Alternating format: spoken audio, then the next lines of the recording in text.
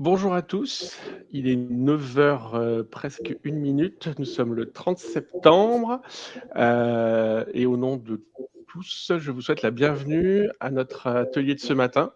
Donc nous sommes dans la série d'ateliers, Data for Business organisés par Nomination et ce matin, on va adresser un sujet, un petit peu plus aride que d'habitude, mais ô combien important, la stratégie d'acquisition et notamment, l'optimisation de ces budgets d'acquisition.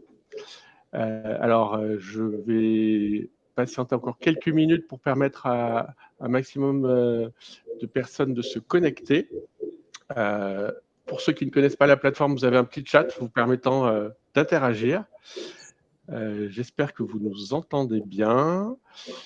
Vous avez été plus d'une centaine à vous inscrire ce matin. On est hyper contents. D'ailleurs, c'est ce qu'on se disait avec Julia et Stéphane, que le premier challenge était atteint, intéresser les gens. Alors maintenant, le deuxième challenge, mais ça va être surtout celui de Julia et de Stéphane, ça va être d'être pertinent et de vous intéresser.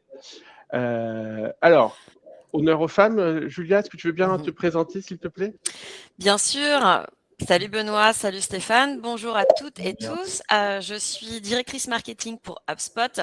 HubSpot, c'est la plateforme CRM évolutive qui allie des outils gratuits et des logiciels de vente de services clients, de marketing et de CMS. Waouh. Stéphane, en quelques mots, Copernic et toi, c'est une grande histoire. Merci pour l'intro, Benoît. Donc, moi, Stéphane, je suis le CEO de Copernic. Donc, Copernic, on est une société de conseil et d'intégration de la solution HubSpot. Dans le détail, on aide les entreprises B2B et notamment les équipes marketing et commerciales à gagner en productivité avec la solution HubSpot, donc toute la suite HubSpot. Donc voilà, on va dire la société existe depuis 5 ans maintenant, un peu plus de 5 ans, et on a accompagné, on va dire à ce jour, un petit peu moins de 200 organisations dans l'implémentation de la solution. Waouh. 200, ça claque. Et on va le voir, Stéphane va nous faire partager un certain nombre d'expériences et de retours d'expérience sur le sujet. Et donc, pour ma part, Benoît, moi, je travaille chez Nomination. Notre métier chez Nomination, c'est produire de la donnée sur les entreprises, sur les décideurs, rassembler toute cette information, la structurer, la mettre à disposition de nos clients pour les aider dans leur processus marketing et commerciaux. Et à ce titre, je suis vraiment ravi d'accueillir et Julia et Stéphane pour parler de ce sujet. Alors, évidemment, on n'est pas tout seul, on se fait aider. En back-office, Manon va nous aider à gérer la présentation. Donc, si vous nous entendez dire page suivante ou Manon, s'il te plaît, vous inquiétez pas. Nous ne sommes pas fous, nous demandons juste un coup de main. Alors, Manon, justement, est-ce que tu peux passer à la slide d'après? Donc, l'agenda de cette matinée. Quand on a préparé avec Julia et Stéphane ce webinaire, on s'est dit comment apporter un maximum de valeur à notre audience. Et on s'est dit que ce serait intéressant d'avoir une approche un peu entonnoir sur ce sujet de l'optimisation des budgets d'acquisition. La première partie, on va se concentrer sur le calcul de la valeur client. Et c'est un point hyper important parce que évidemment, ça va être le point de départ pour évaluer la rentabilité de votre programme d'acquisition. C'est évidemment, premier élément, savoir calculer la valeur de son client. Une fois qu'on a cette valeur, on va basculer sur, on va dire, le côté plutôt outillage, comment activer segmentation, scoring et puis tout ce qui est analytics. Et donc là, Julien, on va compter sur toi pour que tu nous, on va dire, sans rentrer dans les détails techniques, mais que tu puisses nous aider à comprendre comment un outil comme HubSpot peut vraiment être clé dans cette approche-là.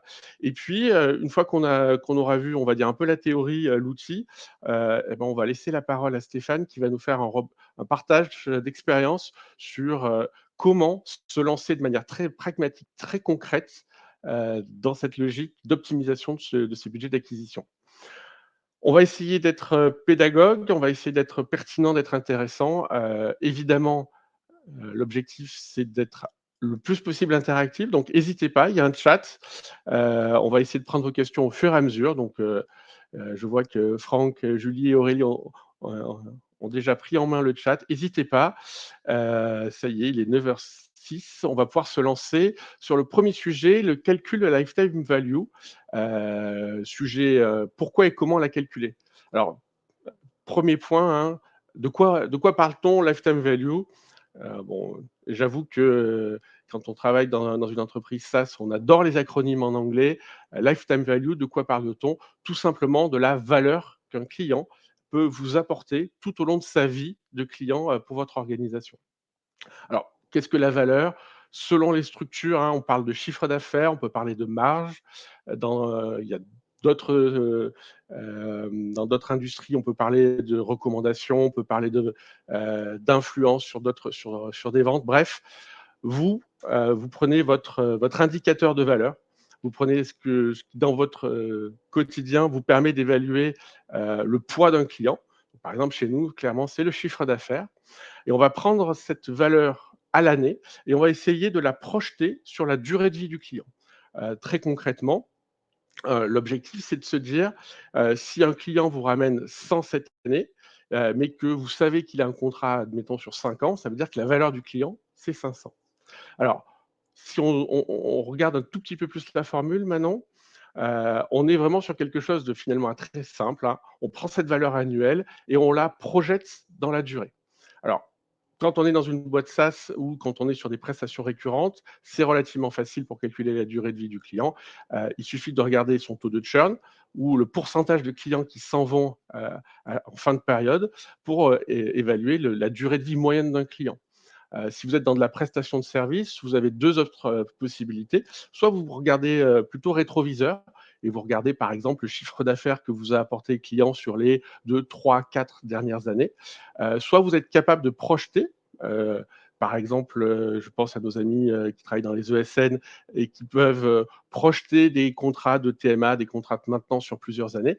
Bref, vous prenez la valeur d'une année et vous essayez d'anticiper le chiffre d'affaires des années suivantes, donc en multipliant cette valeur annuelle par la durée de vie. Une fois que vous avez fait ça, à quoi ça vous sert? Quel usage? Ça, c'est vraiment le point clé. Le point clé de ça, c'est d'être capable d'identifier les segments qui ont les plus rentables pour vous.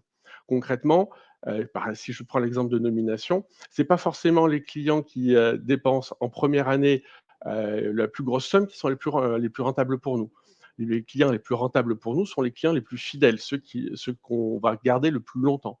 Pourquoi? Parce qu'on le sait tous, hein, le coût d'acquisition des clients est souvent relativement élevé, impacte la première année et c'est souvent dans les années 2, les années 3, en tout cas dans les modèles d'abonnement type SaaS, que la valeur se crée.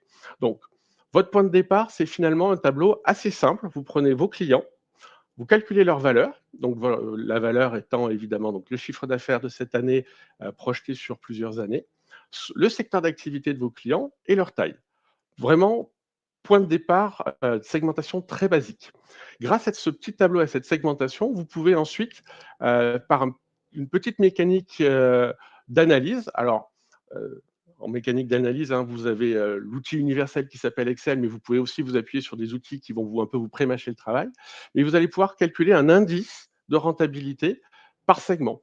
Là, ce que je vous présente, c'est l'outil qu'on utilise chez Nomination et qu'on met à disposition de nos clients, qu'on appelle le Smart Scoring, qui permet justement de pivoter et de partir d'une analyse nom du client, valeur du client, et on est capable de faire ce pivot pour aller identifier les segments de votre portefeuille les plus rentables. Là, par exemple, on voit très bien que pour le client concerné, l'univers du conseil, les grandes entreprises du conseil, l'indice de valeur est de 516, à savoir ce segment-là est 5 fois plus rentable que la moyenne des clients du portefeuille.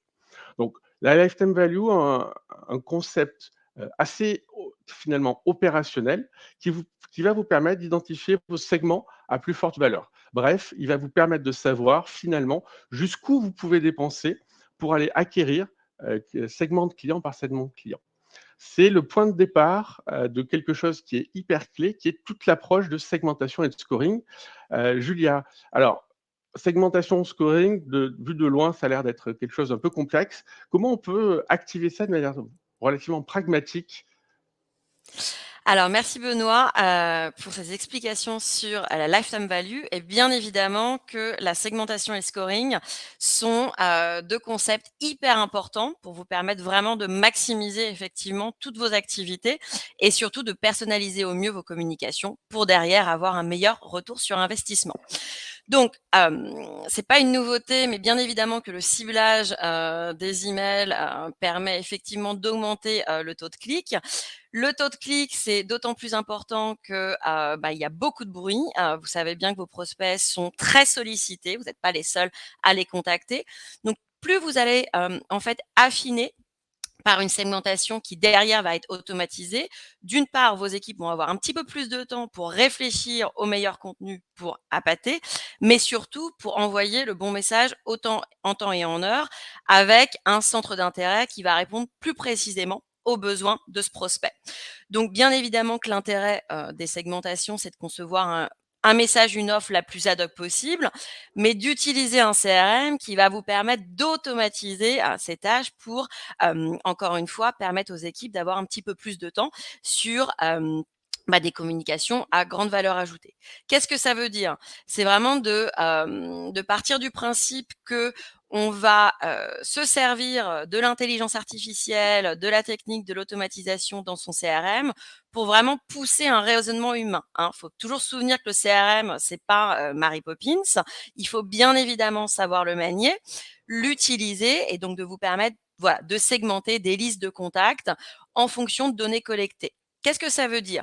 Bien évidemment que la base, sur ce petit GIF, vous allez pouvoir segmenter vos contacts, votre base de données en fonction de propriétés, celles que vous allez leur donner en fonction de votre audience cible, bien évidemment, des propriétés inhérentes au contact, mais surtout aussi par rapport aux visites, c'est-à-dire les interactions que le prospect, l'utilisateur va avoir avec vous, qui va permettre de mettre ce prospect dans une case qui va correspondre à une communication pertinente et particulière. Vous allez ensuite utiliser ces segments ultra ciblés pour envoyer des emails, personnaliser votre contenu et donc concevoir des campagnes marketing automatisées qui vont faire progresser les prospects dans l'entonnoir. La slide suivante, s'il te plaît, Manon, merci. Alors, une segmentation, elle est pérenne avec un bon scoring. Pourquoi? On l'a bien vu en 2020, c'est-à-dire que on a quand même changé, surtout pour les équipes commerciales, une prospection du physique à la prospection en ligne. Donc, on va envoyer encore plus de contacts. On va aussi récupérer des prospects via des campagnes marketing. Et la question principale, c'est comment moi je priorise. C'est-à-dire, moi, en tant que responsable marketing, comment je m'assure que mes campagnes, je les suis, je les comprends. Donc, j'ai segmenté, j'ai attiré. Ensuite, je mets ces nouveaux contacts dans ma base de données. Je leur envoie des communications spécifiques pour les amener à maturation. Et ensuite, je veux qu'elles partent aux équipes commerciales. Mais les équipes commerciales vont recevoir beaucoup de bruit également. Comment moi, je vais les aider à prioriser, c'est-à-dire avec des scores où je vais attribuer automatiquement un score, un niveau de priorité au lead, un score qui va me permettre en fait de calculer le retour sur investissement de ce prospect. Donc, ça va faciliter l'identification des prospects les plus qualifiés avec cette attribution automatique et en définissant des critères de lead scoring, je vais avoir des équipes commerciales qui vont se dire: «Alors ça, c'est effectivement un contact qu'il faut que je nurture», pour envoyer un petit mot anglais. Maintenant, celui-ci, ça va être en fait peut-être dans 2-3 jours, 2-3 semaines en fonction de la maturation parce que je sais par rapport à ce qu'il a, comment il a interagi sur mon contenu. Je vais comprendre quel est son niveau de maturation. C'est-à-dire, est-ce qu'il est prêt là pour faire l'acquisition de mon produit ou est-ce qu'il est toujours en phase, effectivement, d'en savoir un petit peu plus sur mon produit, sur le contenu, sur différentes thématiques. Et donc, je vais configurer des workflows qui vont pouvoir avertir les représentants commerciaux lorsque le prospect atteint un certain score, ça veut dire qu'il est prêt. La slide suivante, s'il te plaît, Manon. Donc, vous le voyez avec ce petit alors GIF ou GIF, on n'est pas en entente avec Benoît, mais les deux marchent.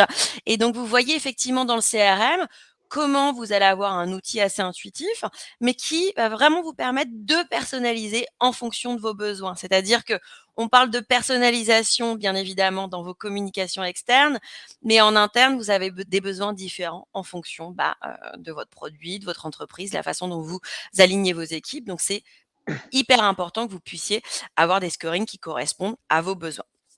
Alors comment... Ouais, oui, vas-y. Julia, Je pense qu'on a bien compris le point du scoring. Donc ça, c'est, on va dire, côté pile. Côté face, est-ce que le CRM peut m'aider à optimiser et surtout à mesurer combien me coûte chaque prospect? Eh ben, tout à fait, c'est vraiment le but, c'est d'avoir, un bon rapport d'attribution.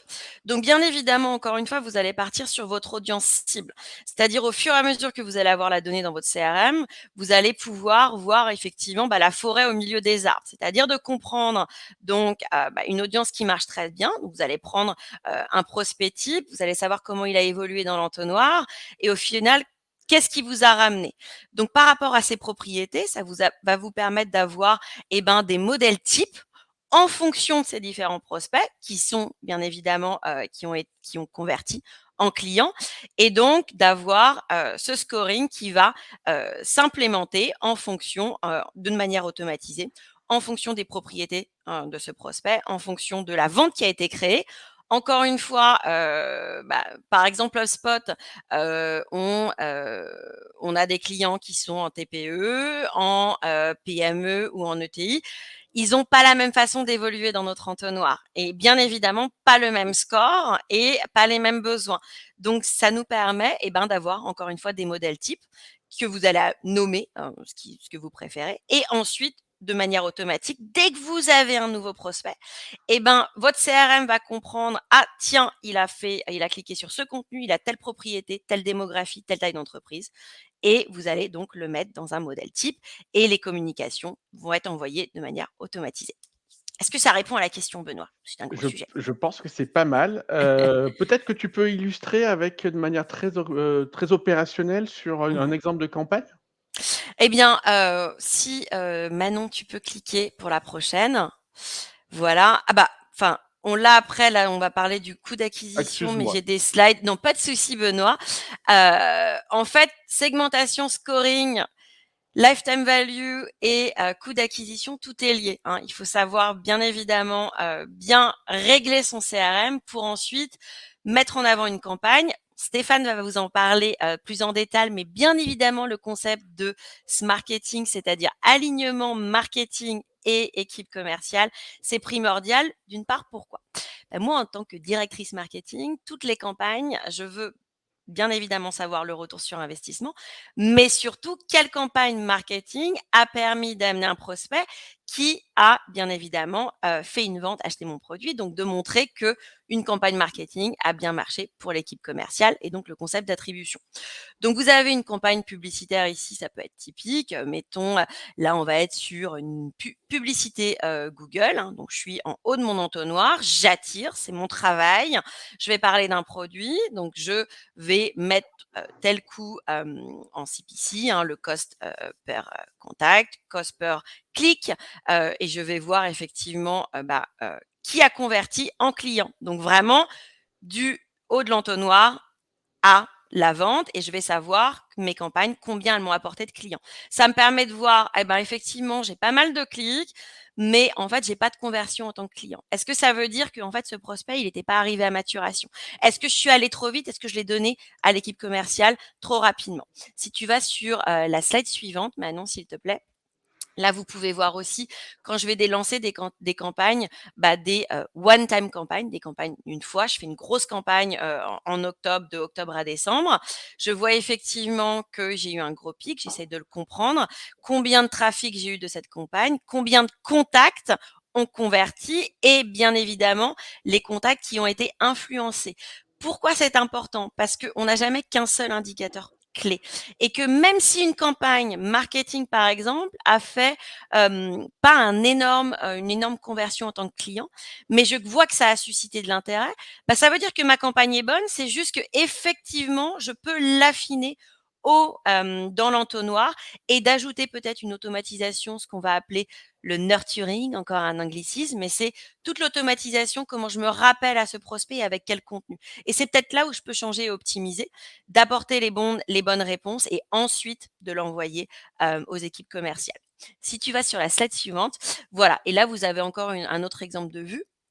avec effectivement le côté linéaire et le côté vraiment tout ce que l'attribution en influence m'a apporté via cette campagne. Et encore une fois, ça permet de vraiment affiner et de comprendre mes campagnes marketing en détail. Et effectivement, quand vous allez voir votre prospect au niveau du score, vous allez aussi affiner en fonction des campagnes qui ont influencé la conversion. Je parle beaucoup. Si tu veux m'amener sur, c'est mes dernières slides. Après, ça va être à Stéphane, hein, bien évidemment. Alors nous, on a compris une chose chez HubSpot, effectivement, c'est que l'attribution a été, c'est un sujet assez difficile. On a toujours, oui, mais cette campagne marketing, elle apporte rien aux équipes commerciales. Pas du tout. Peut-être qu'on n'a pas bien compris ce qu'elle allait m'amener. Donc pour nous, on est allé un petit peu plus loin en termes de fonctionnalité et on a sorti l'attribution multitouche. C'est-à-dire vraiment de se dire, j'ai besoin de voir toutes les interactions de mes prospects et de mes clients et de vraiment mieux comprendre comment les activités marketing et commerciales vont créer du revenu pour l'entreprise. Donc, on a optimisé une fonctionnalité qui était phare pour vraiment d'avoir des rapports qui sont beaucoup plus en détail pour éviter les obstacles majeurs de « Ah, j'ai cette campagne, mais je suis pas trop sûre au niveau commercial combien elle a rapporté ». Donc, ça va vraiment s'intéresser bien évidemment aux cibles, votre audience cible, mais pas seulement, ça va s'intéresser aux revenus et donc qui vont permettre de proposer des événements super personnalisés dans l'attribution et d'avoir des petites alertes pour voir là où le bas blesse, là où ça marche bien et comment maximiser. Et le but final, c'est vraiment d'avoir plus de contrôle sur ce qui va amener le plus de retour sur investissement et d'avoir une meilleure collaboration. Donc, on est à la fin. Je pense que le mot de la fin, c'est vraiment le but pour HubSpot, c'est de savoir quelles activités génèrent des résultats pour les commerciaux. Et donc, pour vraiment savoir, moi, dans mon tableau de bord, sur mon logiciel marketing, ce qui marche le mieux, de passer ces informations aux équipes commerciales qui, elles, vont pouvoir, bien évidemment, se rappeler aux prospects avec du contenu qui va être ultra personnalisé et segmenté. Voilà. Alors, avant de passer la parole à Stéphane, juste on a une petite question de Julie, un peu pragmatique, qui était sur les indicateurs que tu montrais. Est-ce que c'était des indicateurs de CA, de budget? En gros, si j'ouvre un peu la question, est-ce que tout ça, ça se paramètre facilement dans HubSpot, choisir si on raisonne budget, si on raisonne CA? Ouais, tout à fait, c'est une très bonne question. On a, bien évidemment au cœur, on a un CRM gratuit et vous allez avoir différentes fonctionnalités inhérentes au logiciel marketing, service client, commercial, CMS. Mais là, ce qu'on a vu, c'est vraiment ce qui rappelle au revenu, effectivement. On s'est rendu compte que le concept du revenu, il y avait des problèmes d'attribution. C'est pour ça qu'on a sorti un nouveau logiciel. C'est le logiciel pour les opérations de revenus. Donc, vous avez effectivement des fonctionnalités gratuites, encore une fois, dans votre CRM, que vous pouvez aller en plus, si c'est un gros besoin pour vous, vous pouvez monter en puissance. Et c'est là, en fait, où vous allez pouvoir ramener le revenu direct sur votre score, sur votre segmentation et donc d'affiner, encore une fois, en fonction de vos besoins avec des fonctionnalités, ce qu'on appelle, c'est une bisynchronisation entre vos projections, votre revenu, comment vous allez les mettre sur vos objectifs de revenus sur vos campagnes et effectivement d'affiner pour vous et vos besoins avec les outils dans le CRM. Donc encore une fois, le CRM gratuit ne va pas vous permettre de tout faire, mais vous allez déjà pouvoir vous familiariser avec des fonctionnalités et ensuite de comprendre quels sont vos besoins et de monter en puissance avec la plateforme évolutive. Merci Julia. Je pense que maintenant, on a réussi un petit peu à caler les grands principes, le calcul de la valeur client, comment on peut la décliner et s'en servir pour travailler sa segmentation, comment calculer les coûts d'acquisition pour pouvoir optimiser tout ça. Bon, évidemment, tout ça, c'est un petit peu théorique. Stéphane, 200 projets d'implémentation d'outils de marketing, ça doit donner un tout petit peu de, on va dire, de bonnes pratiques. Alors, qu'est-ce que tu peux nous partager ce matin pour que chacun puisse repartir de notre session avec des idées très opérationnelles? Ouais. Alors, avant de commencer, juste pour abonder dans votre sens à tous les deux, on va dire notamment HubSpot et on va dire les plateformes comme telles, les plateformes CRM sont très utiles. Bien sûr, pour la partie, on va dire, centralisation de l'information et de la base connaissance client, il ne faut pas oublier qu'un CRM, aujourd'hui, n'est pas, on va dire, un outil parmi tant d'autres. Non, pour moi, j'estime que ça reste un pilier essentiel dans tout business. Pourquoi ? Parce que c'est l'outil qui va vous permettre de centraliser toute l'information que vous aurez pu recueillir sur vos prospects, sur vos clients, donc de la part du marketing, de la part des commerciaux et de la part de l'équipe Customer Success si vous en avez une.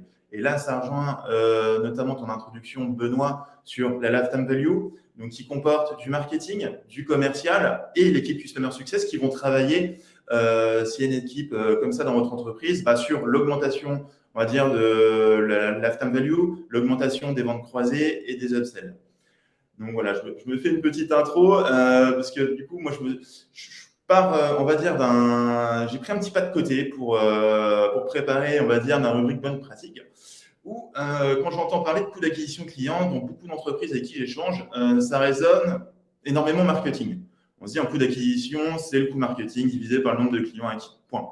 Je ne suis pas forcément d'accord avec ça. Pourquoi ? Parce que la plupart du temps, j'évince les solutions qui se vendent tout seuls avec du marketing uniquement. On va dire que la plupart du temps, notamment en B2B, on va retrouver des commerciaux. Donc pour moi, coût d'acquisition client, je vais ajouter, on va dire, cette variable qui est essentielle. Donc, du coup, pour, on va dire, détailler la formule, ça va être la somme des coûts de marketing. Donc, la somme des coûts de marketing, ça va être tous les budgets déployés en publicité, les budgets déployés peut-être en SEO si vous en faites, en relation presse.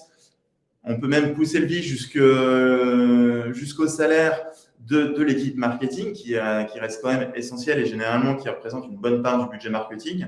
Surtout quand tu as des stars comme Julia, je suis sûr que ça doit faire des budgets marketing de dingue. Et à cela, j'ajoute systématiquement que quand j'arrive sur ces notions, le coût des commerciaux. Donc, les coûts des commerciaux, ça va être notamment leur salaire plus commission, clairement. Donc, voilà, on divise par le nombre de nouveaux clients. Si tu peux passer, Manon, ça serait super. Donc, pour reprendre un petit peu cette notion et la voir d'un œil un petit peu différent, donc pour redétailler effectivement les coûts de la vente, comportent les salaires commissions, tous les outils de prospection, d'automatisation du suivi du prospect, avec tous les coûts inhérents à côté, mais on ne va pas non plus rentrer dans le détail. Et moi, j'ai voulu faire rentrer ça dans une autre formule. Désolé, j'aime bien me baser par rapport à des formules mathématiques. Où là, moi, j'ai envie de parler un petit peu aussi de vélocité commerciale. Donc, la vélocité commerciale, ça va être la proportion de vos commerciaux à pousser rapidement les deals dans le pipeline et à les faire arriver le plus rapidement possible en deal gagné, en close one. Donc, cette formule, au final, elle est très simple. Ça va être le nombre d'opportunités multiplié par la valeur de votre deal. Donc, la valeur de votre deal, c'est le deal à la première vente. Mais là, on peut pousser, comme l'avait dit Benoît tout à l'heure en intro, sur la valeur de la lifetime value de votre client. Et ça va être hyper important pour rationaliser vos coûts d'acquisition.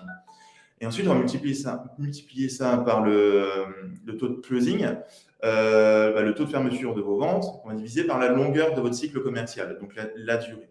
Donc là, en fait, ce qui est intéressant ici, c'est que ça demande plusieurs variables sur lesquelles agir pour augmenter la proportion de vos commerciaux à closer le plus de deals à plus forte valeur ajoutée.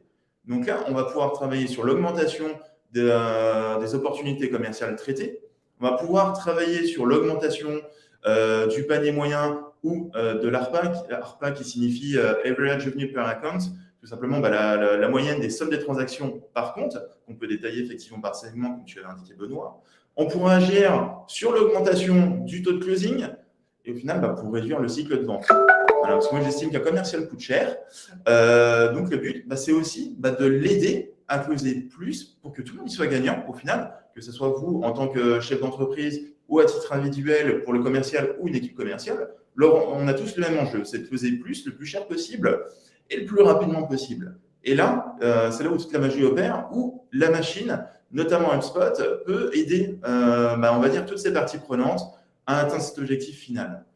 Donc là, moi, je vais vous présenter 3 leviers d'optimisation, on va dire, très concrets, 3 use cases concrets, qui vont vous permettre, in fine, de réduire votre coût d'acquisition. Donc, ces 3 leviers, que je vais détailler ensuite, Ça va être réduire le temps des commerciaux sur les tâches à faible valeur ajoutée. Donc là, on va en parler juste après, on va parler pas mal d'automatisation. L'augmentation du nombre d'opportunités traitées par le commercial, avec l'aide du marketing bien évidemment. Et 3, l'augmentation du taux de closing et l'accélération des ventes. Tu peux passer Manon, s'il te plaît. Allez, pour la partie 1, moi c'est quelque chose ça, je mets souvent en place chez nos clients. Donc, pour réduire le temps des commerciaux sur les tâches à faible valeur ajoutée, un commercial doit passer sa majorité du temps à vendre. Donc là, l'enjeu, ça va être de réduire tout le temps en back-office. L'enjeu, ça va être de l'aider sur toutes ces tâches chronophages qui, au final, à chaque fois, à chaque prospect, ça va prendre 1 minute, 2 minutes, 10 minutes, un quart d'heure. Et ça, tout ça, en fait, de façon automatisée, on va pouvoir lui faire gagner du temps et lui faire gagner, on va dire, tout simplement en vélocité. Donc là, pour reprendre ce que disait tout à l'heure Julien sur le scoring, donc, qui est une phase hyper intéressante, de l'autre côté, il y a le quid de l'attribution des leads et l'automatisation des propriétés de contact. Je m'explique. C'est que la plupart du temps, dans une PME ou dans une UTI, on va retrouver souvent plusieurs commerciaux et même plusieurs divisions commerciales.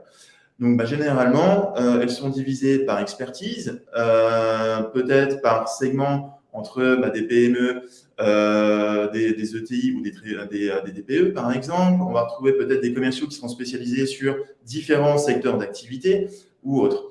Là, le marketing et notamment l'automatisation va vous permettre directement d'attribuer les bons leads au bon commercial et, comme le disait très bien Julien tout à l'heure, au bon moment. Pourquoi ? Parce que tout le monde le sait, la réactivité de prise de contact vis-à-vis d'un lead augmente vos chances d'avoir quelqu'un, on va dire, au téléphone et d'amorcer une relation commerciale. Et je vais ressortir une stat, alors je ne pourrais plus vous dire la source, mais je pense que c'est HubSpot, il y a quelques temps qui avait sorti ça, comme par hasard, ça augmente vos chances de 400% d'amorcer une relation commerciale. D'où l'intérêt d'être hyper rapide, hyper fin dans votre approche. Donc, ensuite, ce que je préconise, c'est les mises à jour de statut et des phases de cycle de vie. Donc ici, je ne vais pas forcément m'étendre sur le sujet dans le point de détail, je serai disponible si vous voulez du détail supplémentaire ici. Mais les phases de cycle de vie, en fait, ça va correspondre à toutes vos étapes d'un lead jusqu'à une opportunité commerciale. Et donc, on va dire de sa maturité à sa proportion à acheter chez vous. On va dire amorcer une relation commerciale. Donc, généralement, on va retrouver la notion de lead, on va retrouver la notion de marketing qualified lead ou lead qualifié par le marketing et sales qualified lead qualifié par les commerciaux. Donc là, ça va vous permettre, on va dire, de mesurer la chaleur et la proportion, encore une fois, à amorcer une relation commerciale. Ici, l'automatisation peut prendre le relais. Tu peux remonter un petit peu, s'il te plaît, Manon, revenir en arrière. Donc là, le but, c'est que la machine, l'automatisation, puisse trier automatiquement vos leads en fonction de ces cycles de vie et d'apporter à vos commerciaux, encore une fois, les meilleurs leads avec la meilleure maturité possible pour réduire leur temps passé. Et ensuite, en fonction de la qualification, en fonction de multiples critères qu'on pourrait imaginer, notamment peut-être la taille de boîte, là, on peut imaginer une prise d'action commerciale automatique. Notamment, chez nous, ce qu'on fait, notamment chez Copernic, on va dire un lead qui arrive prêt à être traité commercialement et on se rend compte qu'au final, c'est une boîte qui nous intéresse, mais pas forcément énormément. On sait qu'il y a un petit fit avec cette entreprise. Et il y a une séquence commerciale qui va partir automatiquement et notre commercial va retraiter ce prospect uniquement s'il y a une interaction. Donc, ce qui lui fait gagner énormément de temps sur la prospection. Et moi, personnellement, en tant que chef d'entreprise, je préfère qu'il se concentre sur les prospects et les boîtes à plus grande valeur ajoutée.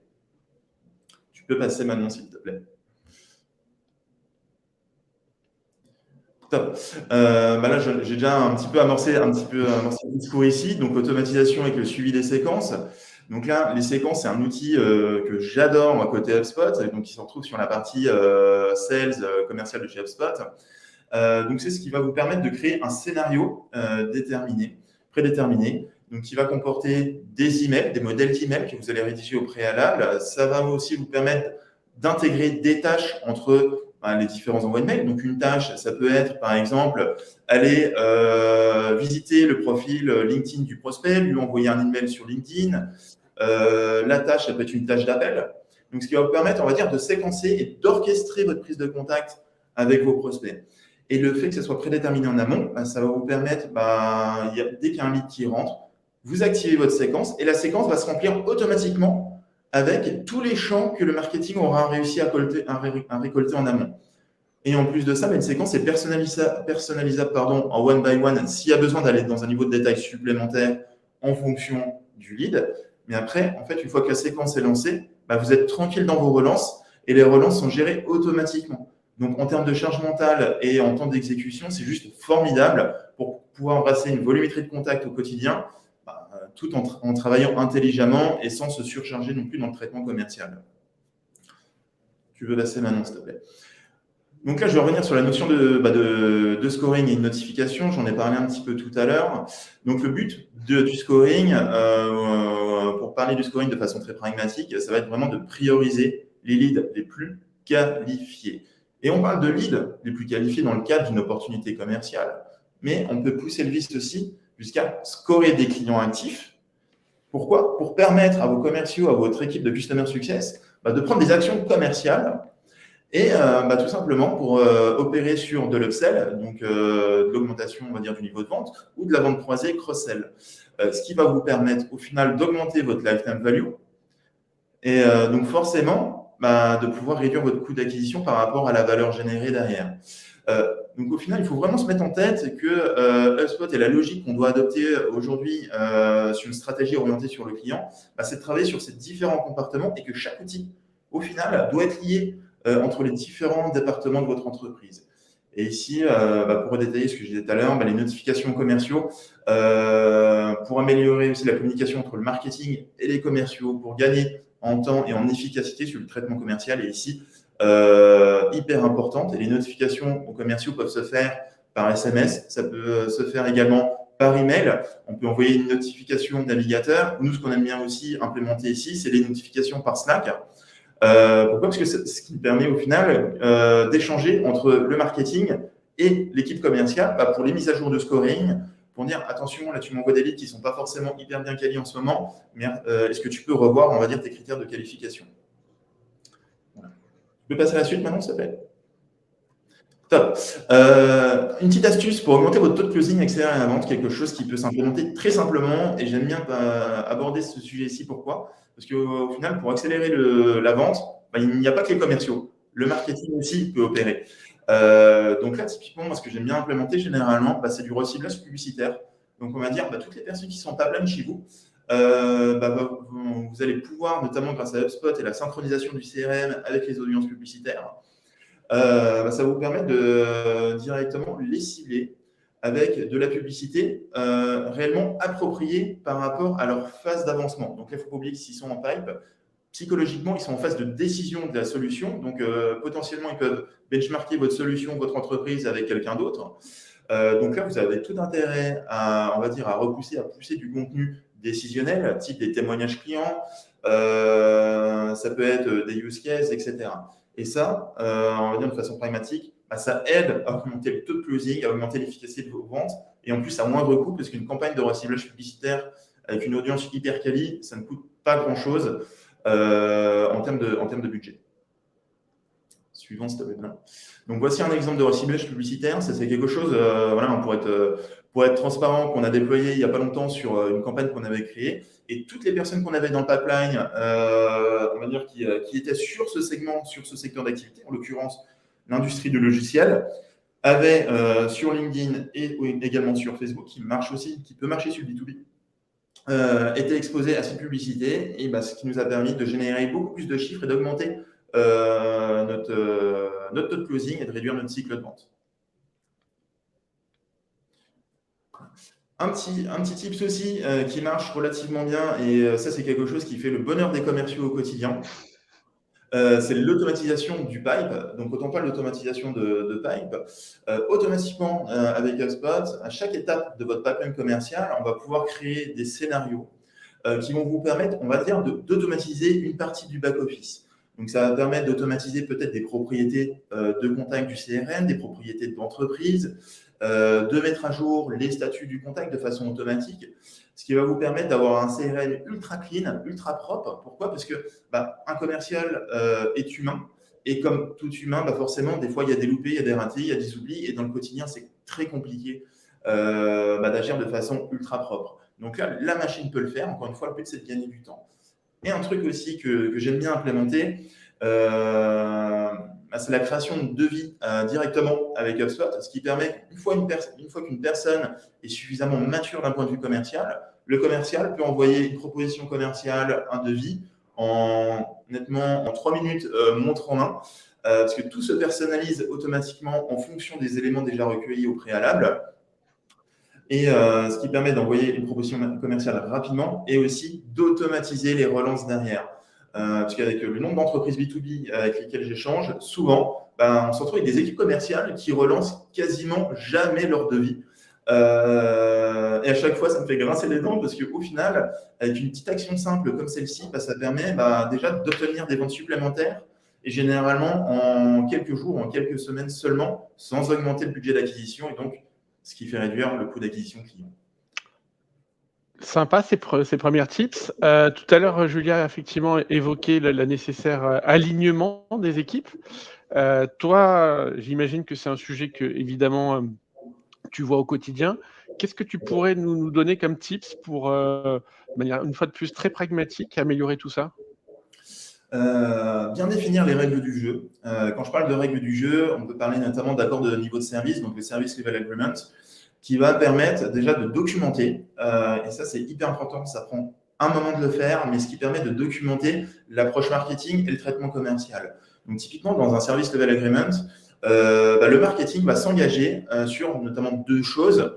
C'est les critères de qualification. Dire, OK, moi, d'un point de vue marketing, je m'engage à apporter des leads de telle qualité selon ces critères. Et aussi, le marketing va s'engager sur une volumétrie. D'un point de vue commercial, on peut retenir également 2 choses. C'est les délais de traitement, qui est encore une fois hyper important. Parce que moi, là-bas, je suis issu du marketing et j'étais hyper frustré avant de monter Copernic.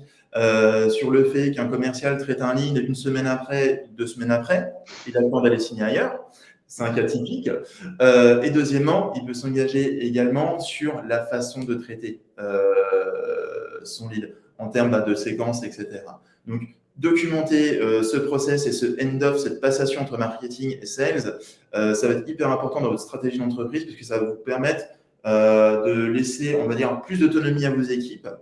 Et ce que je vous conseille aussi, c'est vraiment de formaliser l'échange en termes de communication entre les différentes équipes. Donc après, il y a plein de moyens possibles.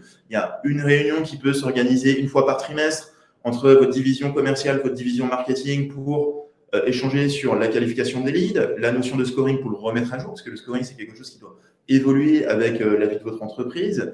On peut imaginer, comme j'ai dit tout à l'heure, la communication sur Slack, pour vraiment faire bosser les 2 équipes main dans la main, parce que le silo entre les deux ne fonctionne plus. Si vous avez 2 silos, marketing et commercial, c'est très bête, parce que là, vous avez une marge de manœuvre énorme en termes de gain de chiffre d'affaires. Je crois, Stéphane, d'ailleurs, que sur la slide d'après, maintenant, tu as un chiffre impressionnant là-dessus. Ouais.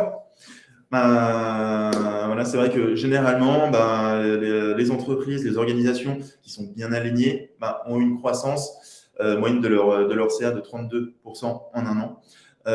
Ça, c'est clair. Pourquoi? Parce que ça permet d'avoir une équipe commerciale beaucoup plus véloce, encore une fois. Ça permet à l'équipe marketing de réduire son budget d'acquisition, donc à budget égal, de faire beaucoup plus d'acquisition, donc d'augmenter le volume.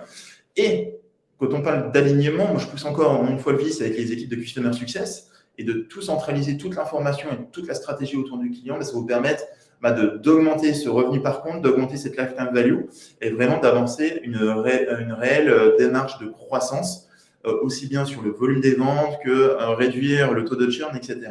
Et là, l'enjeu, c'est vraiment de mettre en place un cercle vertueux orienté croissance. Très clair. Ça donne envie, en tout cas. Là, j'ai exposé plusieurs points, je ne vais pas m'attarder ici, mais c'est vrai qu'un bon alignement, ça vous permet une bonne entente au niveau des collaborateurs.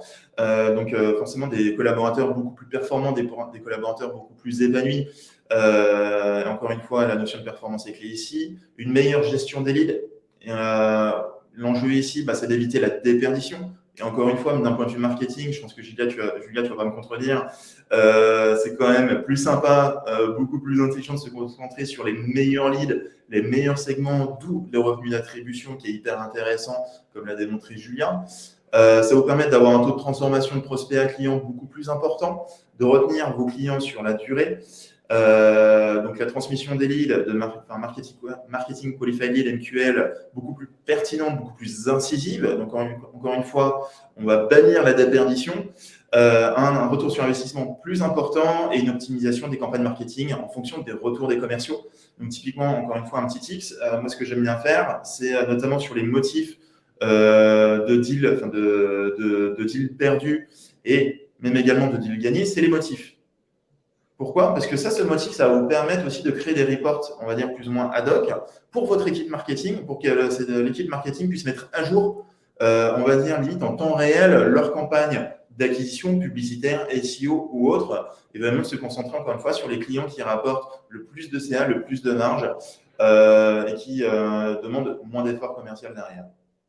Alors, je crois que la transition est toute trouvée pour le dernier tips, ou en tout cas la dernière série de tips sur la lifetime value. Alors, comment on fait pour essayer de capitaliser là-dessus, Stéphane?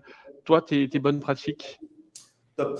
Les bonnes pratiques, c'est déjà de bien travailler votre équipe de Customer Success. Encore une fois, si vous en avez une, parce que dans certaines entreprises, c'est les commerciaux qui font un peu le suivi derrière, d'être hyper attentif sur la satisfaction de vos clients.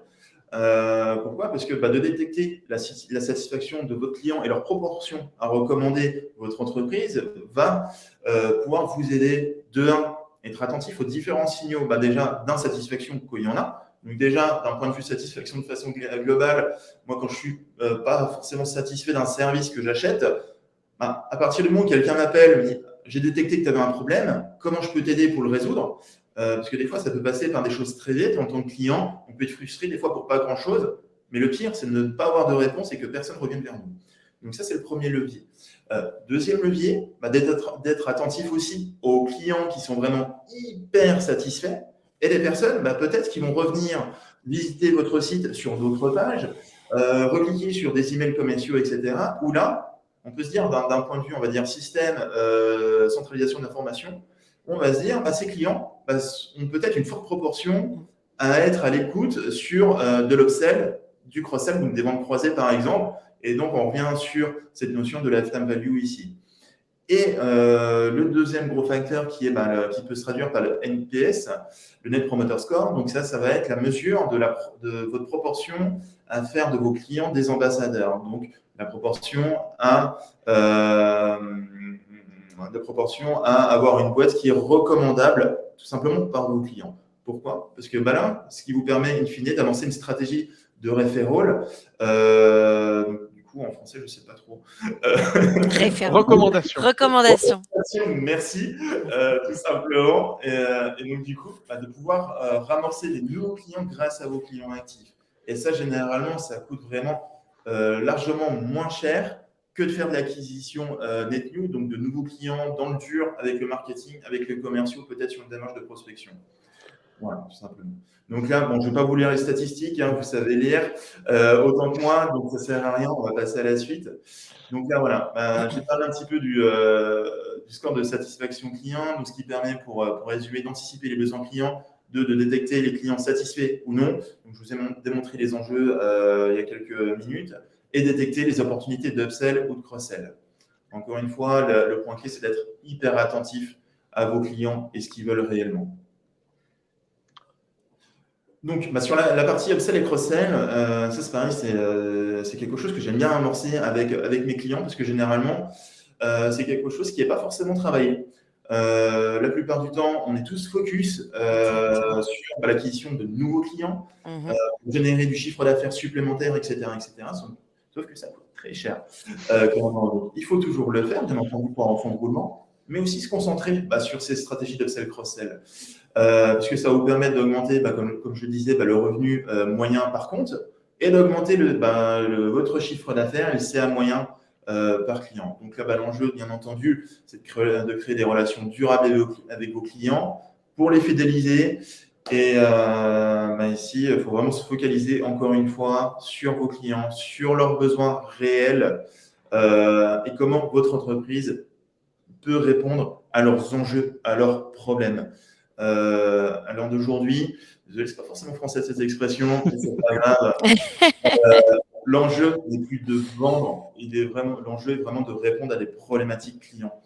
Et c'est vrai qu'il y a quelques années, quand on me disait ça avec les personnes avec qui j'ai échangé, je n'y croyais pas forcément. Je me disais c'est vraiment utopiste, etc. Mais l'approche consultative fonctionne réellement. Et c'est comme ceci qu'on arrive à créer, encore une fois, des relations durables dans le temps et d'avoir des clients, au final, qui restent quelques mois, quelques années avec vous et au final, qui font vivre aussi votre entreprise.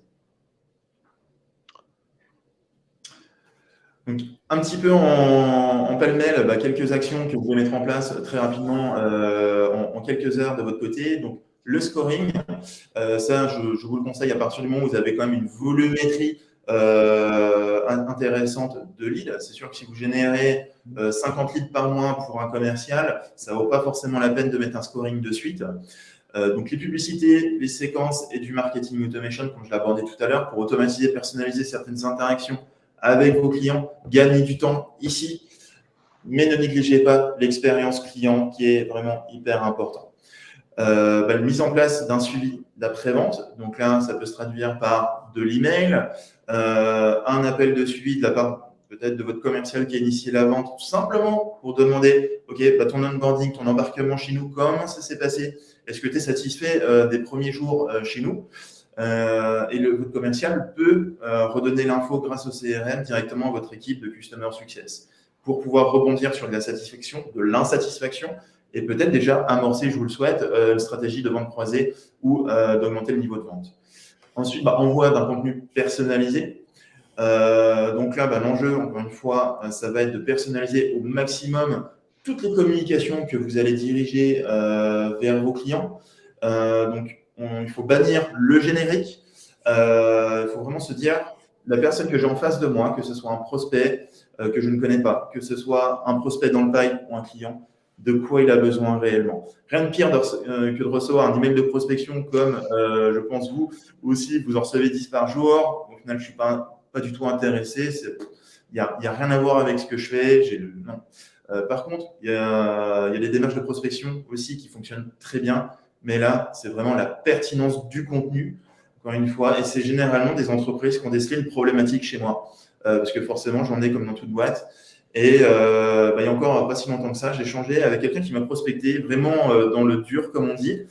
C'était hyper intéressant parce que il a réussi à déceler chez moi un point de douleur que je pouvais avoir potentiellement. Pourquoi? Parce qu'on avait eu un taux de croissance du nombre d'employés assez significatif ces derniers mois.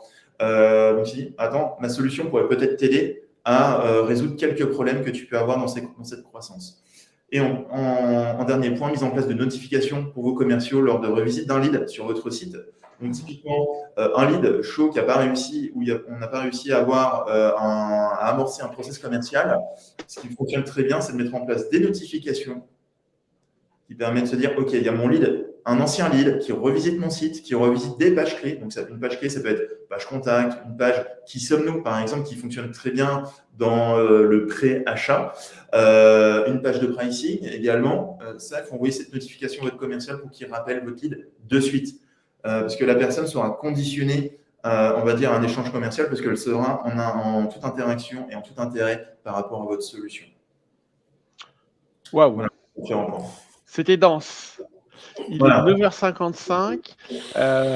Julia a fait le job dans le chat en alimentant, en répondant notamment à Hugo sur des histoires de modèles d'attribution.